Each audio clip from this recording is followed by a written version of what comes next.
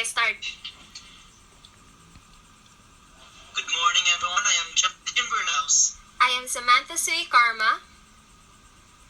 And this is Micah Therese Velasco. Today, we'll be talking and make reaction about the myths of assessment by Pat Delaney.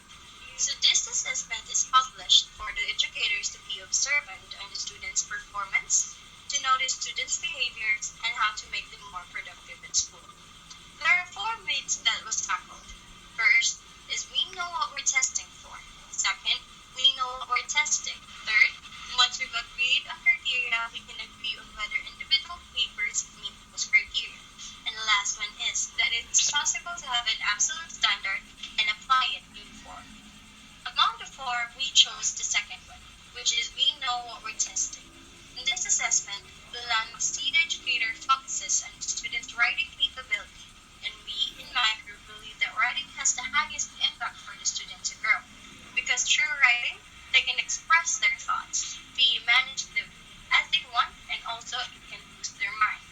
One question that struck the most is, are we assessing the student's ability or the quality of the piece of writing? Writing is one important factor to test the student's ability and to notice what they lack and do something to that lack to be an opportunity to grow and learn. We educators should open our students' minds that we cannot have something that we didn't work for, and those lacking abilities can be acquired through practicing and great motivation. For the students to be properly guided in a writing activity, the teacher must set a standard in performing a task by providing a rubric in writing. It is understood that the teacher has set target goals that needs to be achieved by the student. With this, the teacher knows what they are testing. It is the writing ability of the students. With the help of this, the students will know what to express in their papers. It will be clearer to them as to what they have to write, and they will never go wrong if they know what their target is. The student's ability to create a quality piece of writing can be realized. The output produced by the student has now a purpose. The writing produced by the student will be scrutinized by the teacher, and with the feedback given, the student will know which area he needs to get better, so that when he writes again, he may be able to produce a quality piece of writing.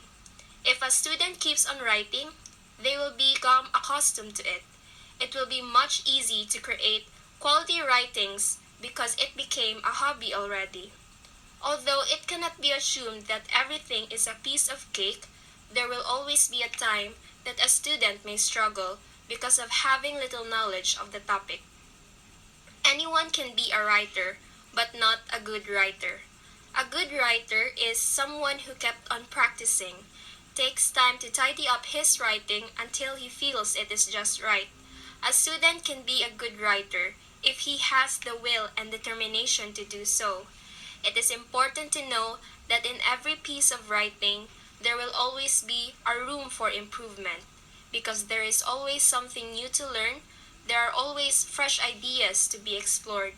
This can be used as an inspiration in order to become a good writer. Therefore, this house believes that the second myth by Belanovich is, we know what we are testing, is crucial to the writers, and I am referring to the students, and how they are able to cope with the uncertainties in composing journals, essays, and any kinds of academic writings. The teacher should have a backup ideas to be given to the students for them to have knowledge upon writing and somehow could meet the partial satisfaction of the readers and teachers. Yes, I do mention partial satisfaction, since each of the teacher has its own standard. And if we think that a good writer is a writer who tells a story that the reader can relate to, a writer who evokes his emotion and connects things, a writer who has a better vocabularies, well, those mentioned factors are not enough to consider a writer as a good one, because what he needs the most is to require a formal education. And since the teachers already knew what they are testing, they must give some overviews of what they want to a writer to have a good writing ability and to be a better writer. Producing a good and quality piece of writing The writer needs guidance to avoid the feeling of being unwell and hostile.